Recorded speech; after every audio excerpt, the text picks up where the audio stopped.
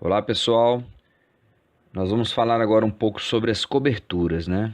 O que é possível fazer em relação a coberturas nas estruturas de bambu. Bom, na realidade é possível fazer qualquer tipo de cobertura. Muita gente me pergunta, ô Fred, posso botar cobertura verde? Então, com certeza pode, só que quanto mais pesado, né? Quanto mais pesado for seu telhado, mais bem dimensionado tem que estar a sua estrutura, né? Você pode pecar aí pelo excesso. Ou então, dependendo do tamanho, você vai calcular, contratar um calculista, né? Ou você mesmo calcular, dependendo, se tiver habilitação para isso, para poder dimensionar as peças para suportar esse tipo de carga, certo? Então, primeira coisa é que tipo de cobertura que a gente vai utilizar, quais são as limitações do uso, né, dessas coberturas, tipo, por exemplo, cobertura de palha tem uma durabilidade, limitação em relação à inclinação, certo? Limitações em relação a vão entre apoios, né? Entre ripas. Então aqui a gente já fala qual é o espaçamento entre apoios. Isso aqui, todas as telhas industrializadas, né? Desde telhas coloniais até telhas tipo Onduline ou Shingle, tem a especificação de todos os processos de instalação aí, né? Como é que faz para instalar isso aí tudo. Como que deve se, como deve se fixar as telhas, né? Então, também no encarte técnico do material vai ter informações de como fixar as telhas. Qual inclinação devemos ter na cobertura? Mesma coisa, lá na especificação vai ter. Qual tipo de manutenção é necessária? Isso é muito importante também para a gente saber é, questões relativas principalmente à inclinação, relativas à periodicidade da manutenção, para você não ter problema de infiltração ou apodrecimento, essas coisas todas, ok? Então, começando aí pela mais clássica de todas, que é a telha feita a partir do bambu, né? O bambu cortado no meio, a gente fala meia cana, e ele é sobreposto dessa forma, e é muito utilizado, principalmente quando não se tem recurso nenhum, né, financeiro, mas tem um bambu. Eu nunca fiz esse tipo de telhado, mas já vi casos aí de que é difícil você garantir uma estanqueidade, ou seja, é difícil não ter goteira, né? Porque os bambus vão se movimentar por causa do sol, por causa da chuva, vento, e é possível que você tenha algum tipo de filtração. Então, se você for utilizar, recomenda-se ou utilizar uma manta entre elas, né, entre as telhas, ou trabalhar só com pequenas estruturas, gazebos, galinheiro, coisas pequenas que você não vai ter problema, principalmente para cliente, né, gente? A gente tem que ter muito cuidado na hora de fazer as coisas para os clientes. Isso aqui é um outro tipo de telha de bambu também interessante, só que assim, mão de obra absurdamente grande, né?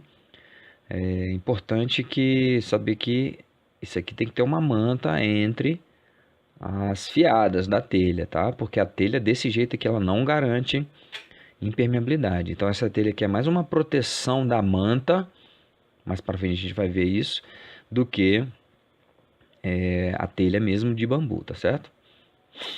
Então, por exemplo, aqui a gente tem um quadro com telhas cerâmicas, né? Isso aqui é a telha de Monte Carmelo, ali em Minas Gerais. Isso aqui é a telha mineira de Minas Gerais mesmo. E aqui os tipos de telha e a quantidade de telhas por metro quadrado, o peso dessa telha úmido, é importante, né? Peso úmido, a inclinação máxima do telhado, no caso 30%, ou seja, a cada 1 metro ela tem que subir 30 centímetros, ok? E aqui é o espaçamento aproximado entre ripas, entre galga, tá? Aqui não tem nenhuma, mas aqui embaixo já tem, ó, 39, 37 centímetros, 33, 33, 37. Então, esse é um exemplo de uma orientação em relação a como que você vai ter que trabalhar essa questão da telha. Aqui a gente usou telha de fibrocimento, né? O espaçamento aqui está bem grande, tá certo? A gente usou mais do que a especificação estava pedindo. A gente queria economizar no caibro. Tudo bem, não atendi 100%, mas funcionou beleza, tá lá até hoje. funcionando muito bem. Isso aqui é uma tela de suporte de argamassa, chama Permetal. Aqui no Brasil o fabricante chama Permetal. E ela é muito utilizada na Colômbia, tá? Ela é uma tela de suporte de argamassa, como eu disse, e ela vai dar esse aspecto aqui, tá certo? Olhando por baixo, você pode deixar ele bem lisinho assim, ó, tá? Essa tela é aplicada sobre os caibros, sobre esses caibros aqui em cima, lá em cima dos caibros. E tem argamassa, tem que aplicar argamassa em cima e embaixo. Depois você vem com uma manta impermeabilizando ou algum tipo de impermeabilizante líquido, né? Para poder garantir essa impermeabilização. Ok? Muito comum lá na Colômbia. Nesse caso aqui ele não usou telha em cima. Eu já vi alguns casos usando telha em cima. Aqui ele usou também a tela Permetal. Observa que aqui tem as ranhuras, ó. Aqui tem umas ranhurazinhas. E se você pode deixar nesse aspecto ou você pode rebocar por baixo também, que ela vai ficar bem lisinha, tá? Aqui a gente usou uma telha vegetal, que eles chamam, né? É uma telha feita a partir de papel, celulose com betume, né? Uma emulsão asfáltica. É uma telha que eles consideram ecológica. Eu não vejo muito essa questão de ser ecológica, né, nessa telha, a não ser pelo peso dela, né, que ela é uma telha muito leve, então ela diminui as cargas na fundação. Ou seja, você usa menos concreto na fundação e menos estrutura. Mas é uma telha que eu não sei como é que estão as telhas hoje, mas essa construção que a gente fez aqui, ela tem 11 anos e as telhas estão bem danificadas, tá? Então é bom seguir 100% o que o fabricante diz, né? O que o fabricante coloca no encarte dele, porque se você seguir 100% e der algum problema, eles te ressarcem, eles vêm, te devolvem a telha, te pagam a mão de obra, tá? Garantia, se eu não me engano, são 15 anos essa telha. Aqui instalando em outro gazebo, né? A telha vegetal, de fibra vegetal, né? Então tem que observar bem o espaçamento entre as fixações, entre os apoios, tem que ser 100% quando manda o fabricante, tá? Para que ela tenha realmente durabilidade e você possa utilizar a garantia, ok? Aqui a gente vê um exemplo de utilizando telha de aparas de pasta de dente, tubos de pasta de dente, né? O que acontece? Lá na fábrica, na hora que eles vão fazer os tubos de pasta de dente, eles têm que ir cortando o plástico, né? Então essa sobra ela vai para uma indústria que faz a prensagem disso aí ao calor e faz essas telhas aqui, tá? Lá no canal da Bioestrutura tem um videozinho mostrando melhor sobre essa telha. Quem quiser dá uma olhada lá, tá bom? Bom, cobertura de telha cerâmica, tá? A gente já começa a observar que quando usa só bambu na estrutura, inclusive na estrutura do telhado, é difícil você garantir uma linearidade perfeita na cobertura, tá certo? A gente vai ver como é que a gente faz para resolver isso aqui. Aqui uma outra estrutura que a gente fez, a gente observa já que o telhado ele tem a ondulação, né? Justamente por isso. Aqui uma telha de concreto, né? Mostrando aqui essa estrutura. A estrutura tem quase 10 anos também. Tá lá firme e forte, bonito, saudável. E observa aqui o espaçamento entre as ripas, né? E a inclinação que foi observada. Aqui a gente olha lá por cima. Embora o carpinteiro tenha caprichado muito, gastado muito tempo tentando fazer com que o telhado ficasse bem linear, a gente observa aqui algumas ondulações ainda. Então, para resolver isso, a gente já começou a adotar nas nossas obras, onde a questão do telhado ser retinho, lindo, maravilhoso, planinho, é necessário, né? O cliente quer muito isso, a gente usa vigas de madeira serrada, tá? Nesse caso aqui a gente usou o pinus tratado.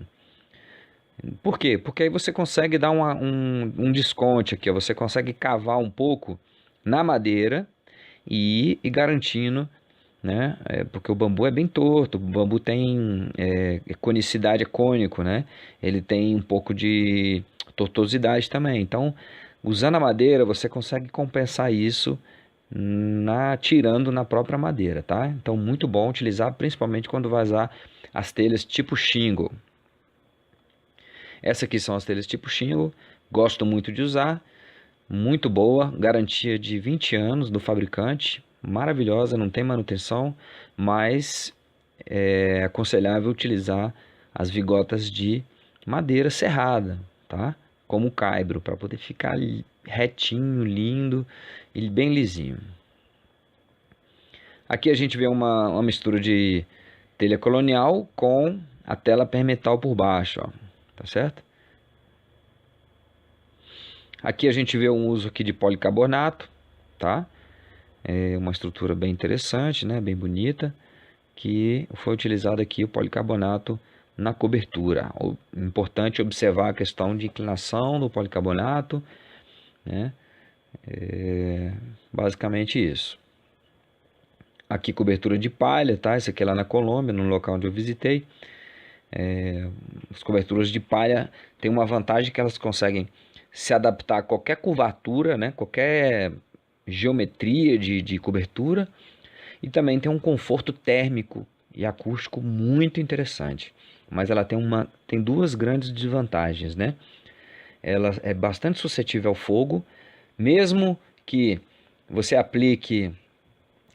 Existem alguns produtos que são repelentes ao fogo, né? Que retardam as chamas, que você aplica, você compra, bota num pulverizador e aplica na cobertura, né?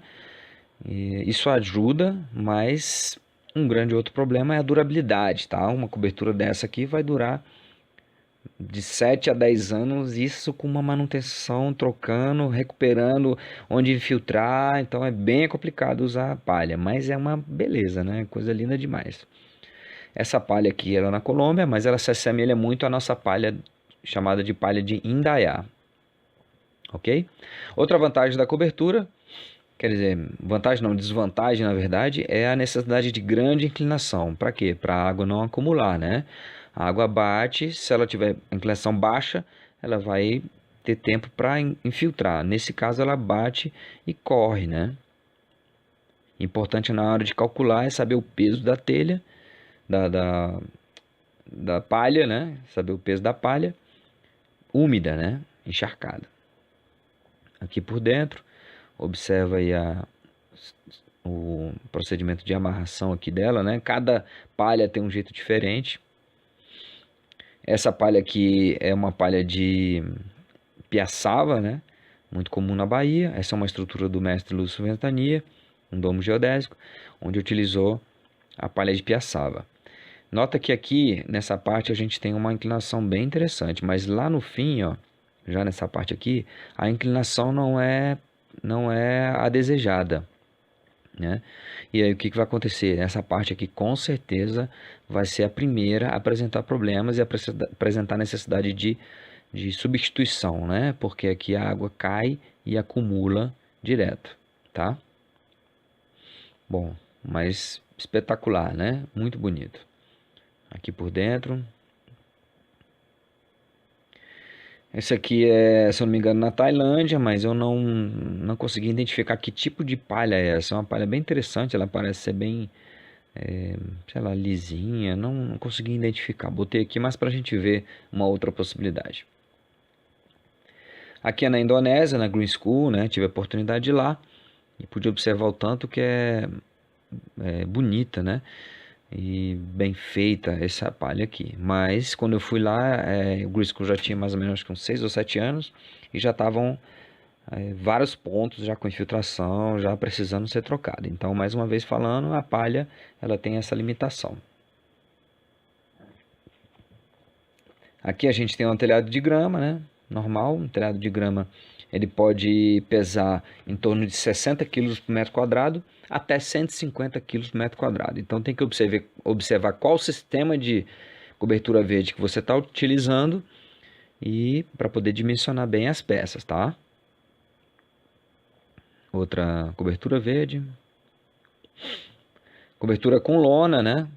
A gente usa muito nas nossas tendas da Dome Bambu, e funciona muito bem, né? Só que ela tem uma durabilidade limitada também, em torno de 5 anos. Essa estrutura aqui foi uma estrutura efêmera, ela foi desmontada depois de um mês montada, tá? Uma cobertura aqui com lona, lá da Colômbia, o pessoal da Guaduatec.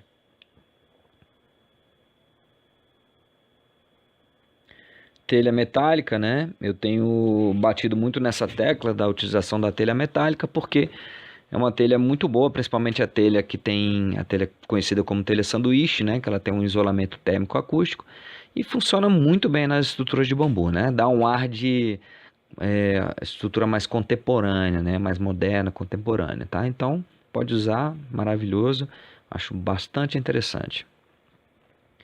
Agora o que vem sendo utilizado muito na Ásia pelo pessoal da turma do Chiang Mai Life Construction e também do Bamboo Build, que é uma turma lá do Vietnã, que tem feito essas construções com as esteiras de bambu, né? As esteiras de bambu, elas são muito interessantes para várias coisas. Aí agora eles estão usando para essas coberturas. O interessante é o seguinte, aqui pelo menos no Brasil, a gente geralmente utiliza o primeiro e no máximo o segundo terço da vara para construção, principalmente os bambus gigantes, né? O Dendrocalamus asper e o Guada angustifolia. Esses bambus a gente usa o primeiro e o segundo terço. As esteiras, elas estão ali geralmente no terceiro terço, onde geralmente a gente descartava ou usava para fazer muda. E agora essa possibilidade aí que eles estão utilizando de fazer a cobertura. Como é que funciona isso aqui, né? Vamos dar uma olhada melhor. Ele corta as esteiras, né?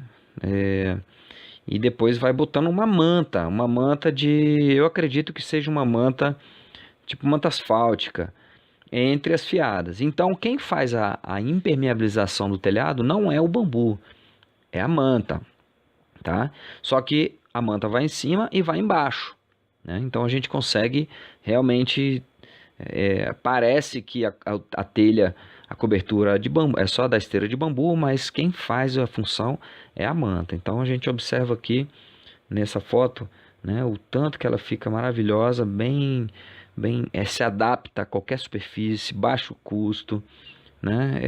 Eu tô realmente muito querendo ir na Ásia agora para poder entender melhor como é que eles fazem, ver como é que está a questão da durabilidade, manutenção.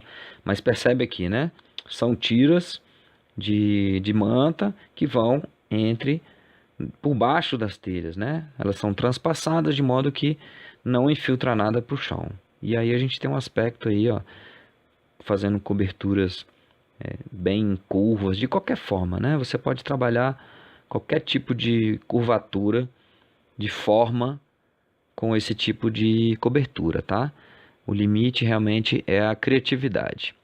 Então tá bom, pessoal, eu espero que tenha ajudado aí esse vídeo, e se tiver mais perguntas, manda pra gente, que a gente vai dar um jeito de responder para todo mundo, tá joia? Grande abraço, muito obrigado.